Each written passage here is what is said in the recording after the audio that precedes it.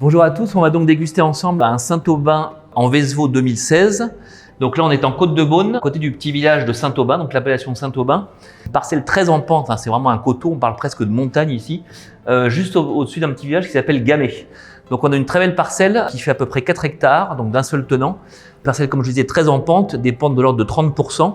Et au niveau des sols, on est sur des sols un petit peu moins fins, un petit peu moins d'argile.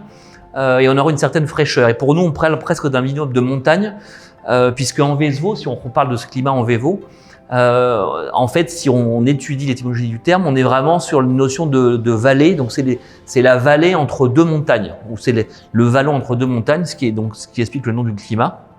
Et donc là, on aura toujours des vins qui sont très frais, récoltés pour nous à la mi-période, c'est-à-dire jamais en début de vendange, mais à peu près au milieu de nos vendanges. Donc là, typiquement en 2016, on avait vendangé vers le 10 septembre. La dégustation est sur un 2016, donc on a déjà quelques caractères d'évolution. Donc typiquement, on a vraiment des arômes de fleurs blanches, de fruits blancs, donc un petit peu plus d'évolution. Et en bouche, donc on retrouve ce caractère très minéral typique des chardonnays, avec une très belle longueur en bouche, due au cru évidemment Saint-Aubin, et également à ce terroir assez mythique. C'est vrai que pour Saint-Aubin, on parlait historiquement surtout dans la Côte-de-Beaune de 3 villages, Meursault, Puigny et Chassagne. Et c'est vrai que maintenant Saint-Aubin est vraiment devenu le 4e village des Grands Blancs. Et donc ça, c'est le vin qu'on vous présente aujourd'hui.